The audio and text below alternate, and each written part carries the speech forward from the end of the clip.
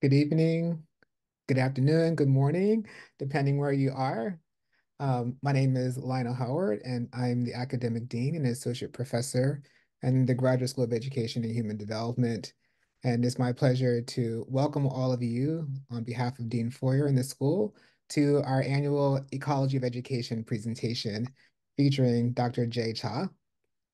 Dr. Jihae Cha is an assistant professor of international education and international affairs in our international education program.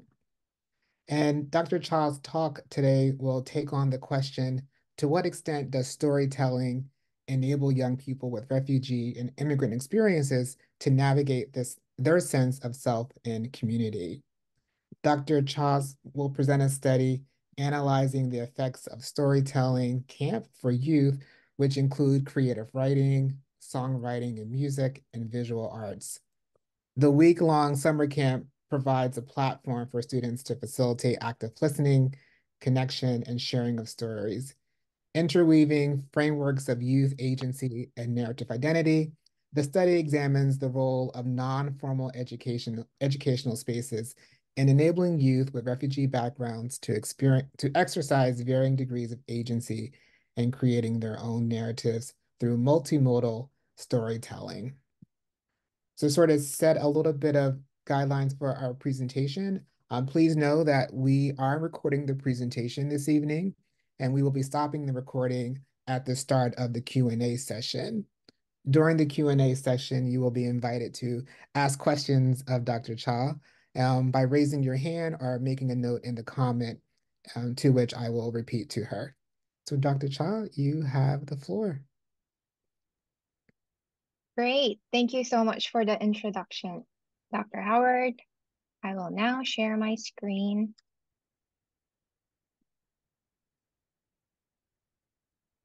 Um, and my timer. Okay, once again, thank you so much for joining me in my talk today, titled Navigating Sense of Identity and Belonging Through Multimodal Storytelling. This is a work that's dear to my heart. Some of you may have listened me talking about this in multiple platforms, including not limited to Diversity Forum and more recently Educating World's Refugees.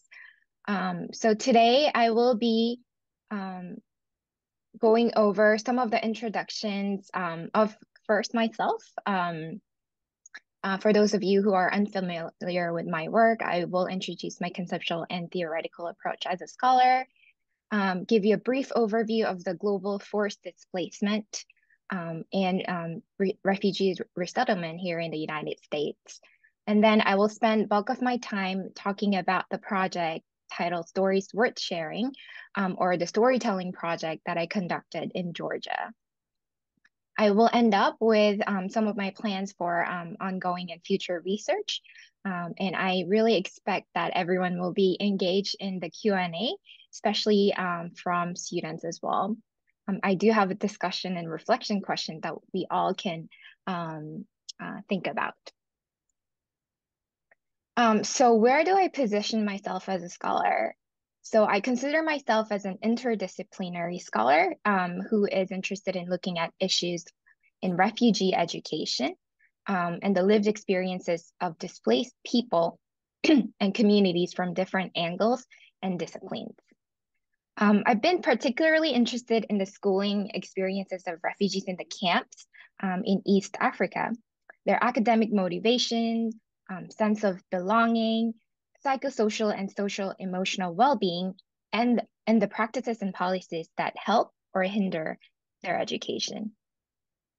In recent years, I've developed interest in employing a critical lens to education development and humanitarian work, where I examine the issues of equity and inclusion, particularly as it relates to gender and refugee education. And my conceptual and methodological approach has also been influenced by the recent efforts to decolonize education in emergencies, where I think about the power imbalances and inequalities that accompany efforts towards providing more support to refugees. Apologies. To address these issues, I employ bottom-up and participant-led community-based approaches to research, one of which I will share with you today.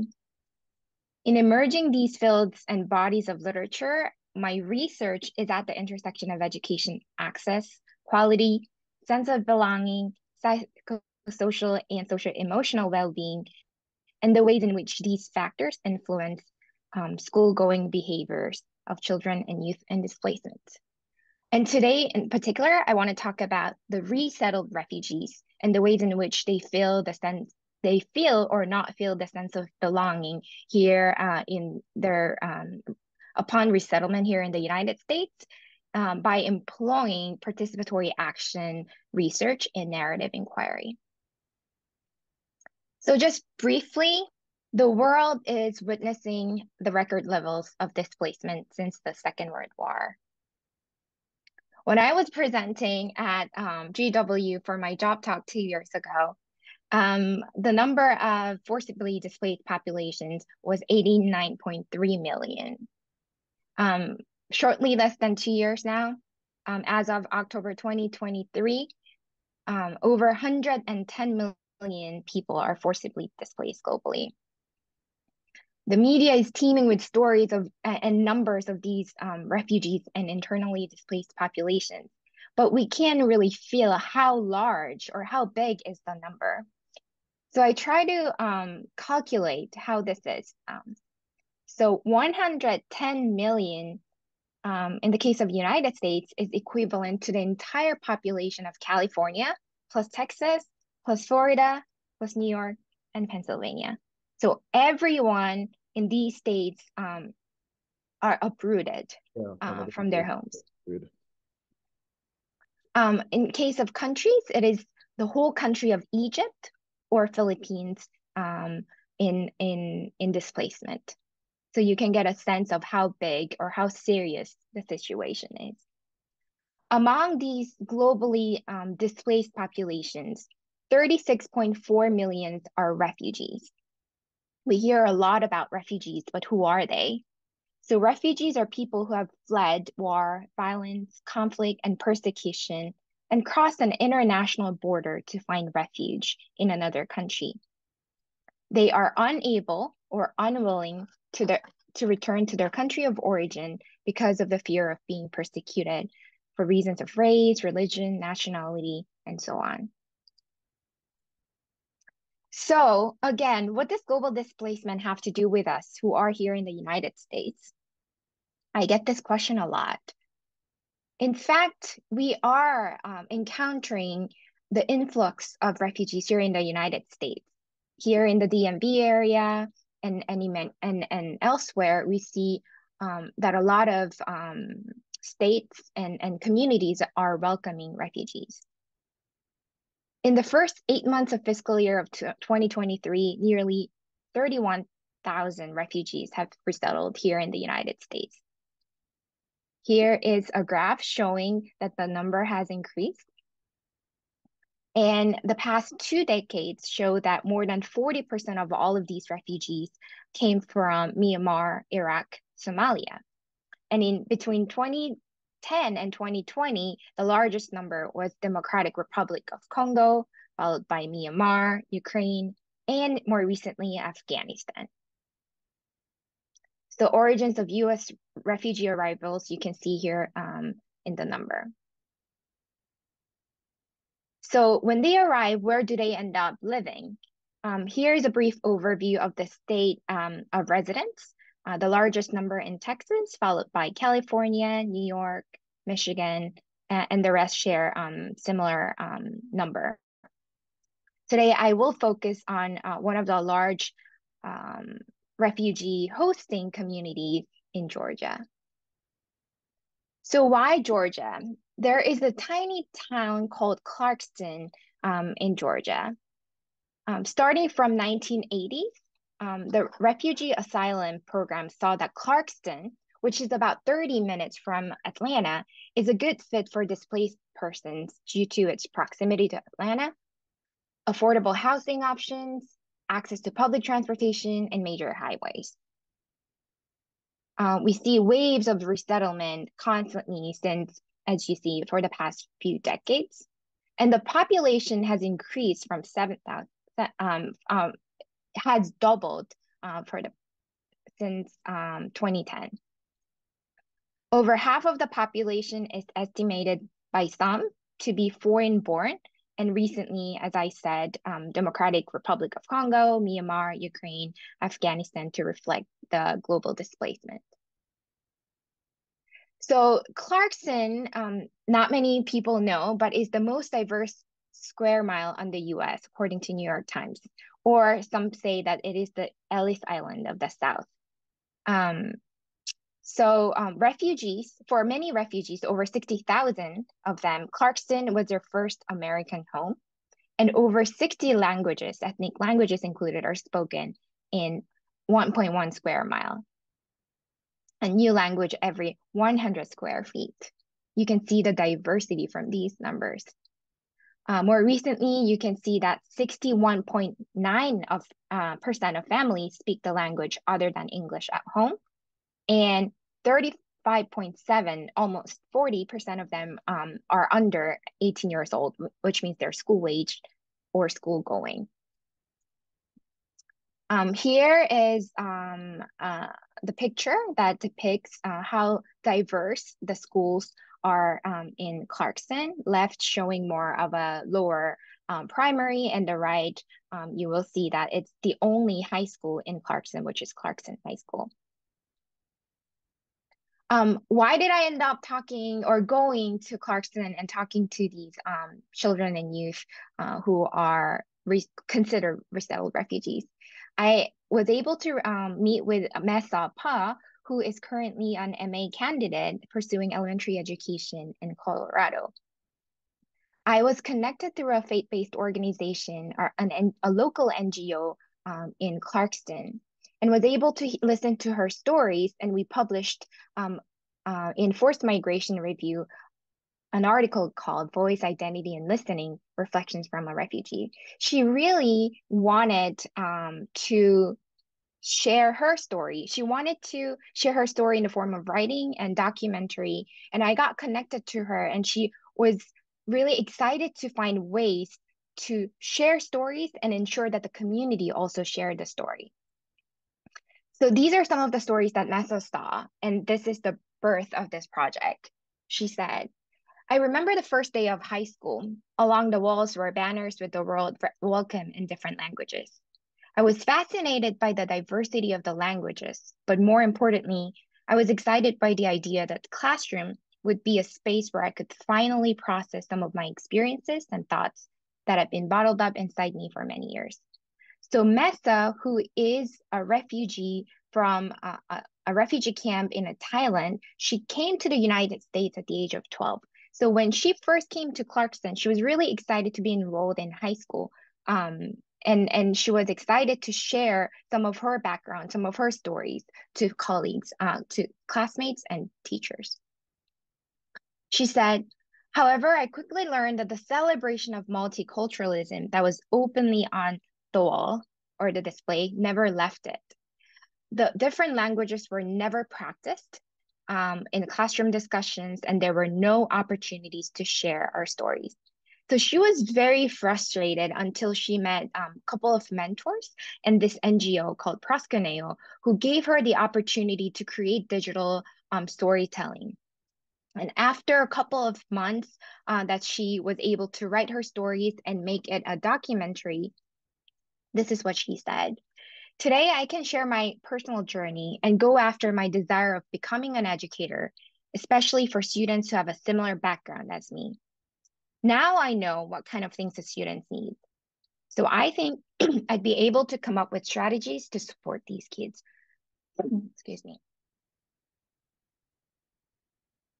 She said, I want to be a raindrop that makes a difference in their journey.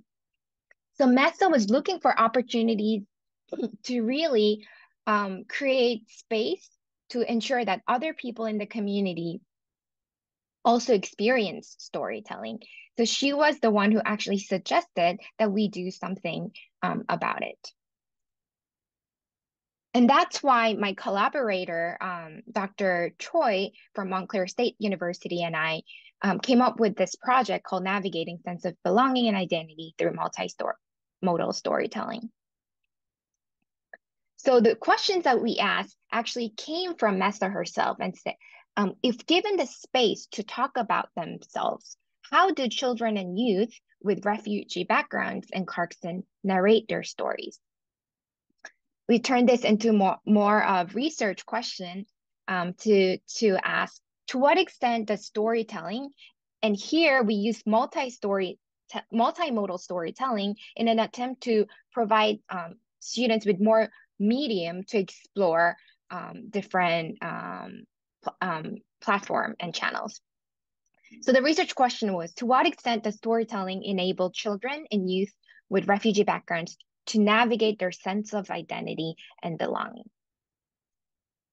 So from the literature, sense of belonging refers to personal, intimate, and feeling of being at home in a place, or feeling connected to other human beings in times of distress. According to Anton Sich, some of the factors that generate the sense of belonging are autobiographical, relational, and cultural.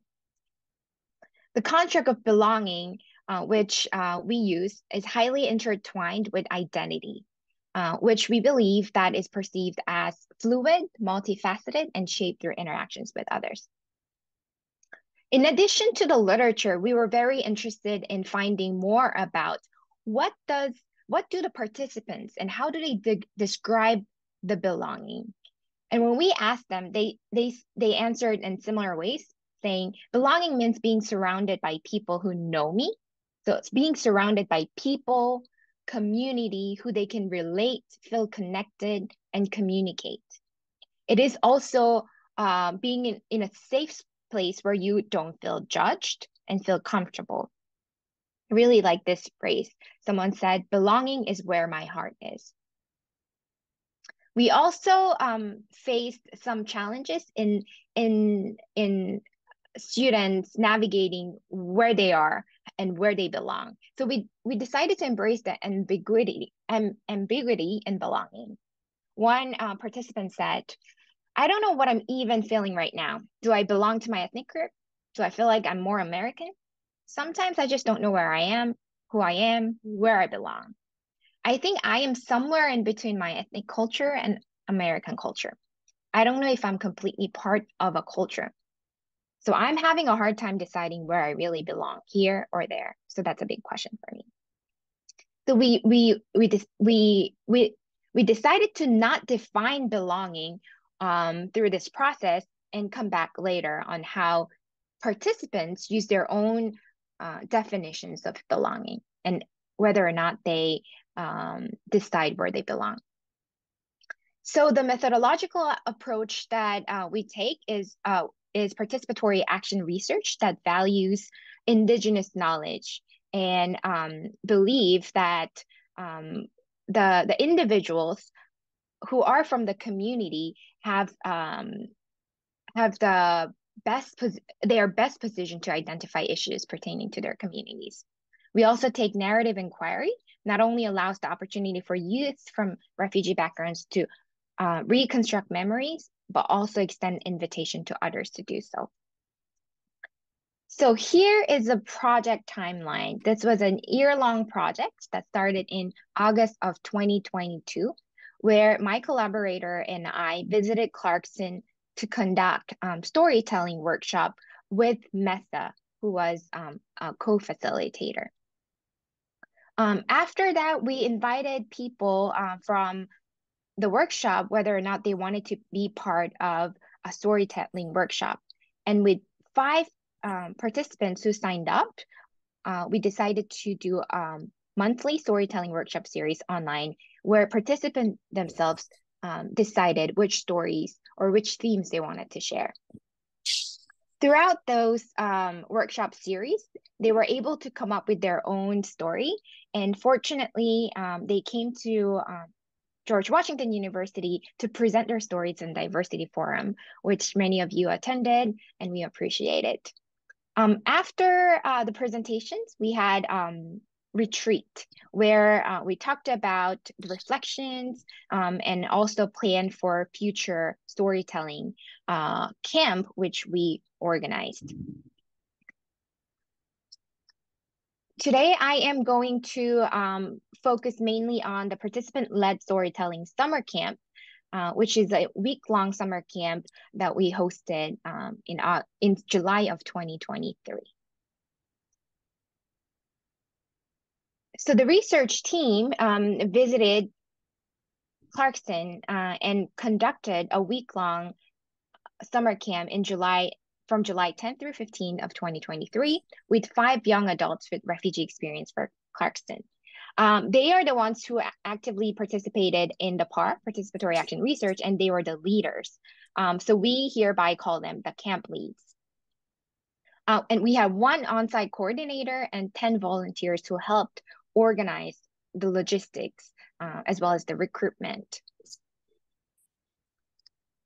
The recruitment of the participants took place through the support from camp leads, local NGOs, and religious groups through Snowball and Network.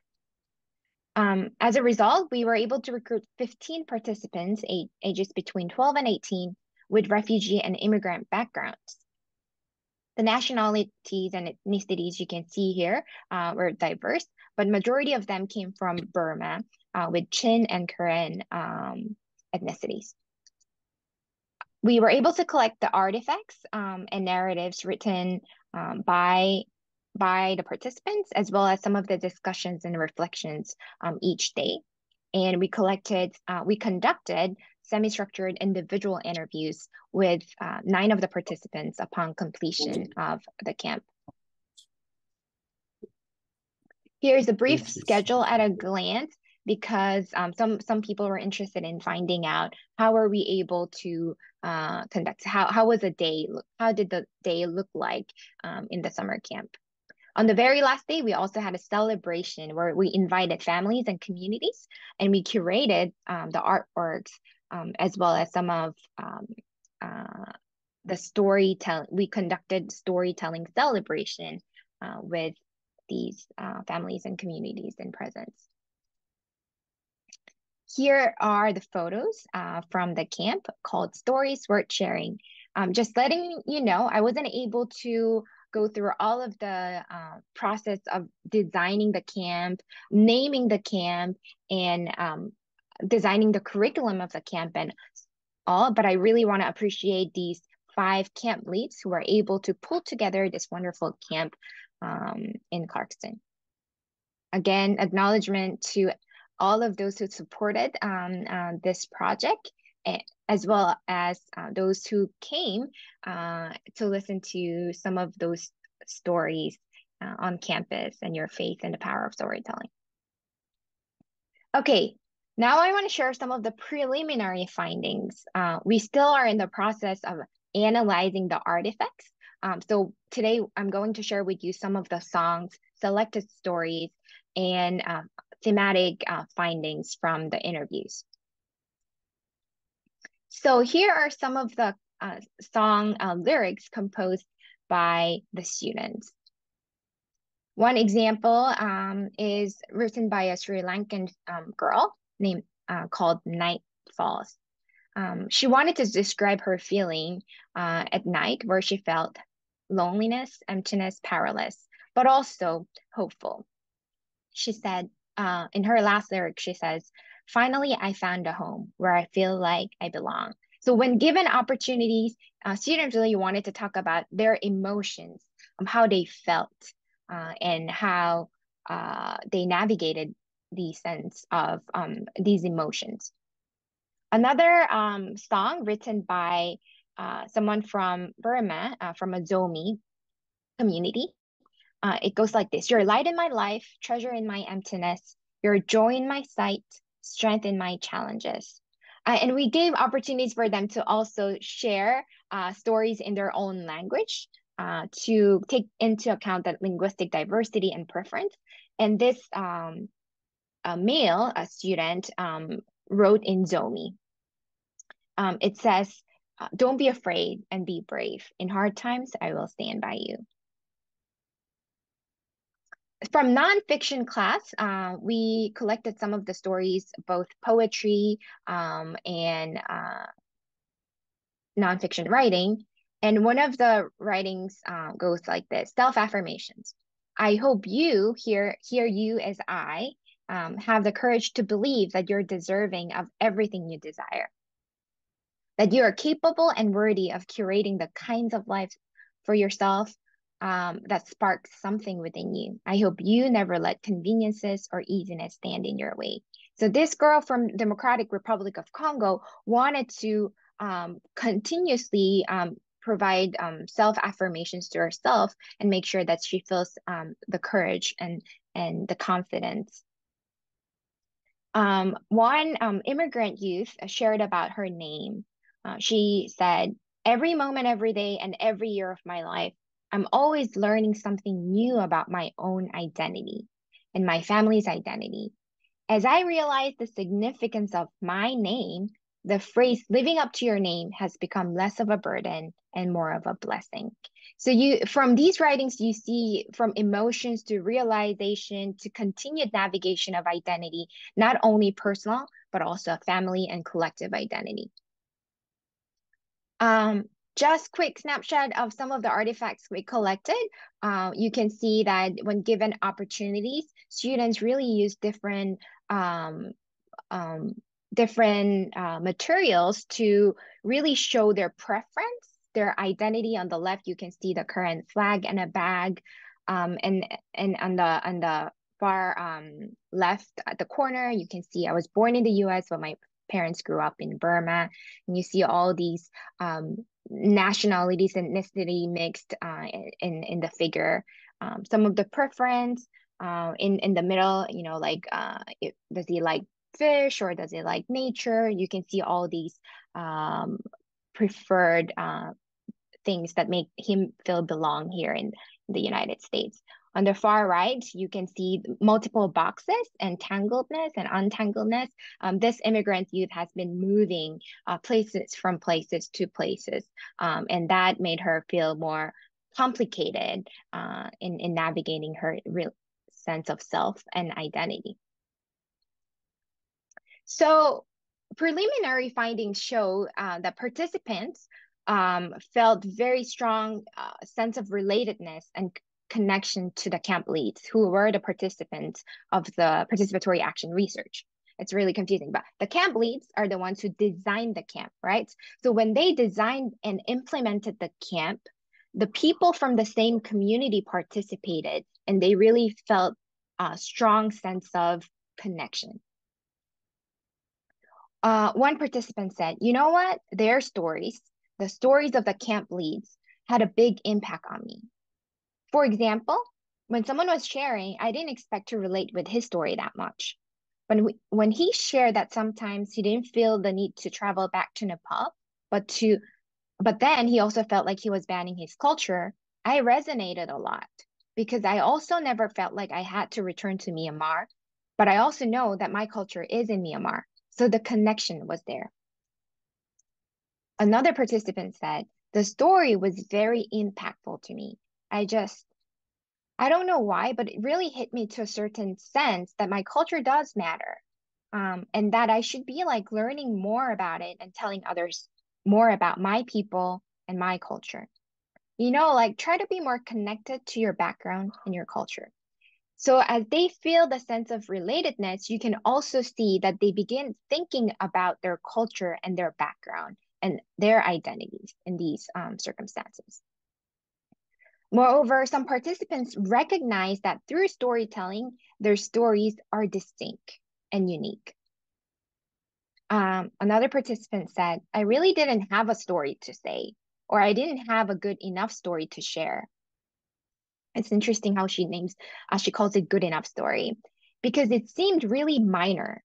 I didn't struggle as much as others did, but the camp made me realize that it's not really about the struggle.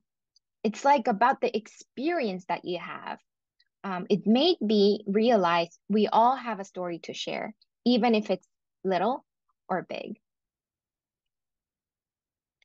However, students were able to find stories of their own only when they were given safe and inclusive spaces to craft their stories. They were able to develop self-confidence in these spaces and recognize the importance of sharing it out with others. One said, I knew no one's going to judge me because we've heard each other's story.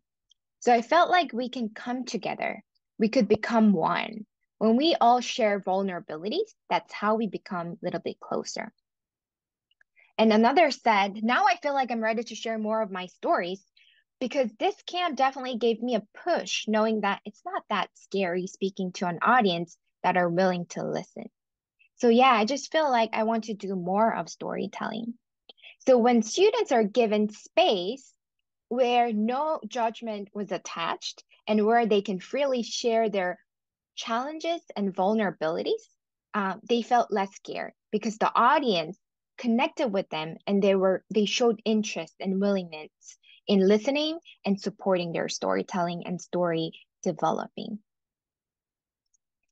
Last but not least, we also saw that some students, when they recognized the value of storytelling, they sought ways to advocate for it and educate others. It's so interesting because this also goes back to Mesa, who first initiated the conversation saying, now I know the value of storying. I think others in my community need to do the same.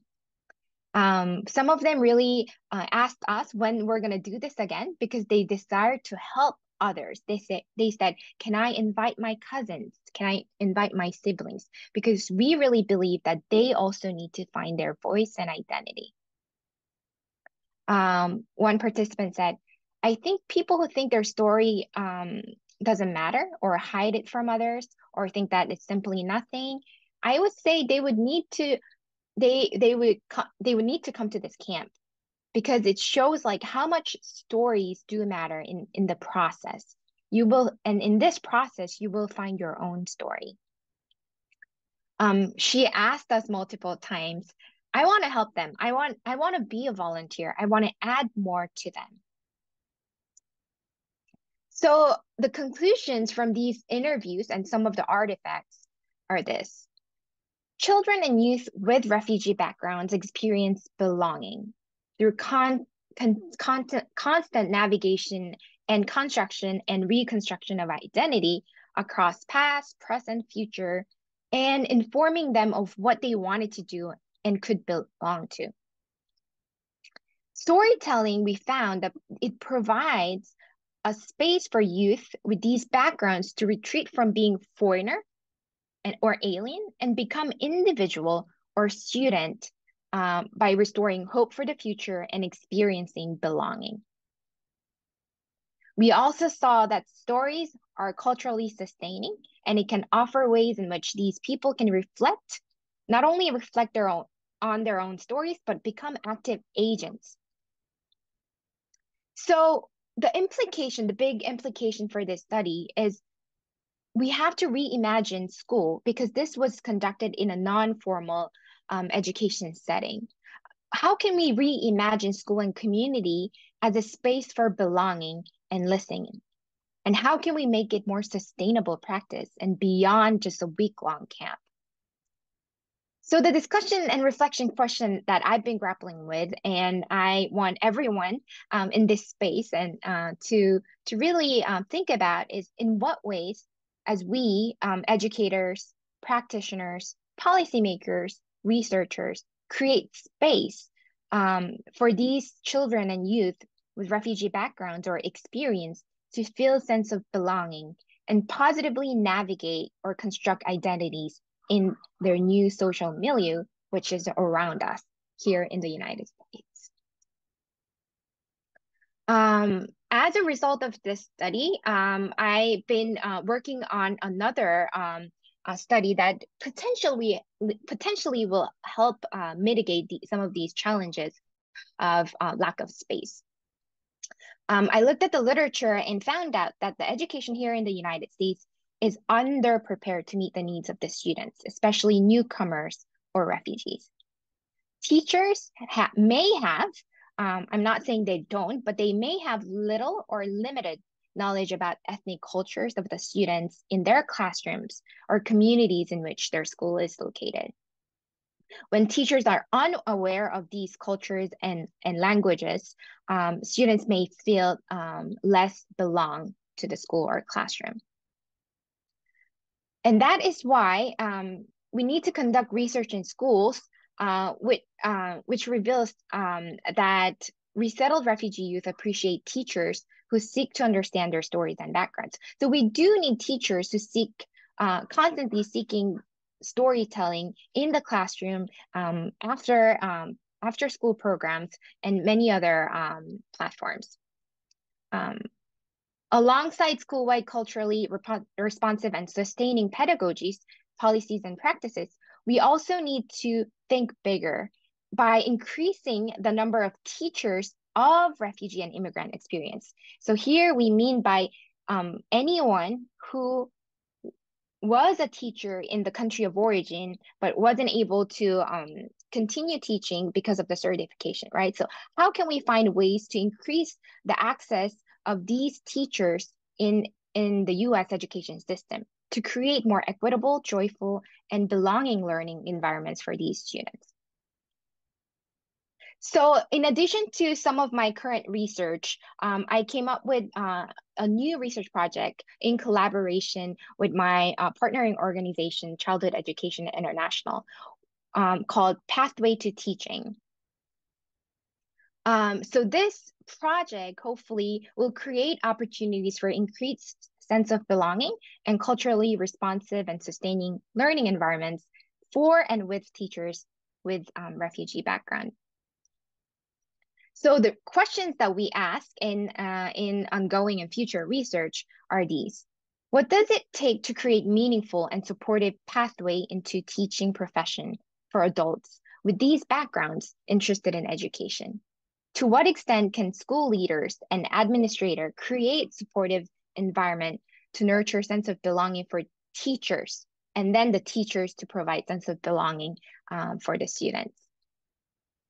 How, if at all, does the presence of one teacher or many of them with similar refugee backgrounds in school influence academic achievement, socio-emotional well-being of students with refugee immigrant backgrounds? So this proposed project is in the final stage of being hopefully funded, and we will conduct this study from this year. So just to wrap up, we need space. We need not only just space, but we need safe, inclusive space where stories of people from diverse backgrounds, where they're refugees and immigrants, are accepted, respected, valued, and celebrated.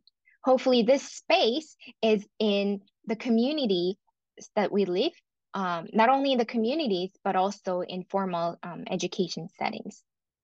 Because when we were giving them the space, what the media is portraying them, the narratives of refugees, the dominant narratives of them being voiceless, will turn into this, full of agency, stories, culture, being resilient, active, enriched, and full of hope, power, and resources.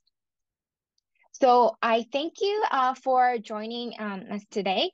And I really want to continue the discussions in the ways in which we can provide space and different measures to ensure that these population continue to feel a sense of belonging and identity in spaces where they're at.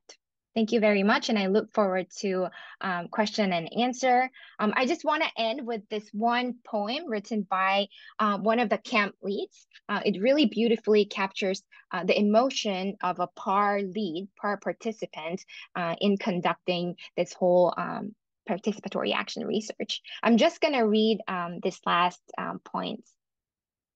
I am thankful you shared and know this. No matter how small, how messy your writing is, or how tired you feel, when the world hands you a bucket filled with cynicism, weighs you down with mindless tact, meant to destroy your spirit, you are worth telling your story. And if all things fall, know this, I am proud. Thank you very much. Now. Um, Thank you for that wonderful presentation, Dr. Cha. I especially appreciated hearing about your intentional work with this community and bringing their stories to life for us in this presentation. And thanks to your research team.